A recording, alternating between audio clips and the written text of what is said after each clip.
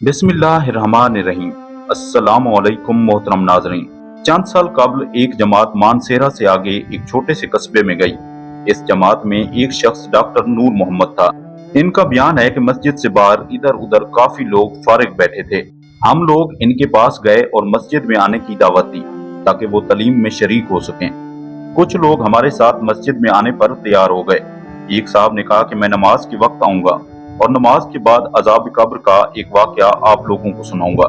चुनाचा जोहर की नमाज के बाद ये शख्स हमारे पास बैठ गया। अपना तारुफ करवाया कि वो रिटायर्ड फौजी नौजवान था। इस फौजी का बयान है कि 1970 की जंग में एक कब्र में असले का एक आर्जी जखीरा यानी एक कैंप लगाया गया था और कुछ नौजवानों के साथ इस फौजी की ड्यूटी थी। दिन का वक्त था और कोई खास काम नहीं था। चुनाचा उसने कब्रिस्तान में घूमना शुरू कर दिया। उसका गुजर एक पुरानी कब्र के पास से हुआ तो यूं महसूस हुआ जैसे कब्र के अंदर से हड्डियां टूटने की आवाज आ रही है। इस फौजी नौजवान ने बताया कि मैंने बंदूक के बट के साथ कब्र की ईंटें हटाई ताकि देखे कि यह आवाज कैसी है। जैसे जैसे मैं मिट्टी हटाता गया आवाज और तेज होती गई और मेरी दिलचस्पी और खौफ भी बढ़ता गया।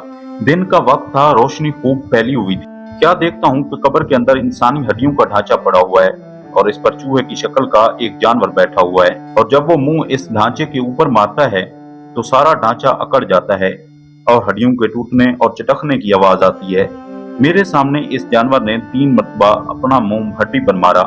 मुझे बहुत तरस आया कि ये जानवर इसको बहुत तकलीफ पहुंचा रहा है।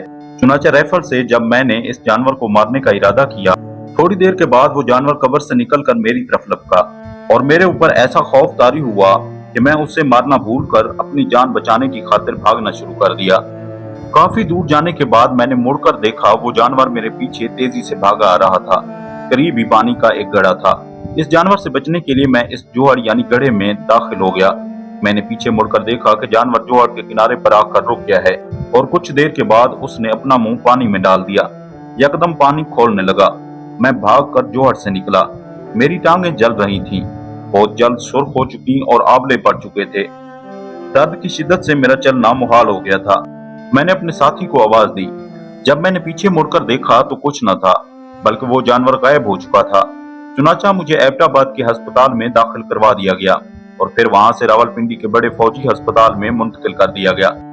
मेरी टांगों का गोश्त गलना शुरू हो गया था। हर वक्त बदबूदार पीप और खून रिसता रहता था। किसी इलाज से अफाका नहीं हुआ, मगर मर्ज बढ़ता गया। जैसे जैसे दवाई लगती रही वैसे वैसे जिस्म से गोश्त अलहदा होता गया। हर वक्त मुर्दे की सी बदबू आती रहती है। फिर इस शख्स ने हमें अपनी दोनों टांगें दिखाई जिन पर पट्टियां बंधी हुई थीं। अल्लाह माफ फरमाए। अल्लाह ताला हमें कब्र और जहन्नम के अजाब से महफूज रखे। इस वाकया से हमें ये सबक मिलता है, बेशक बाज दफा अल्लाह ताला लोगों की इबरत के लिए दुनिया में ही अपने अजाब का मुशाहिदा करा देता है, जैसा कि इस वाकया में भी आपने मुलाहिजा फरमाया। अल्लाह ताला हमें अमाल सालेह करने की तौफीक अता फरमाए। आमीन सुम्मा आमीन।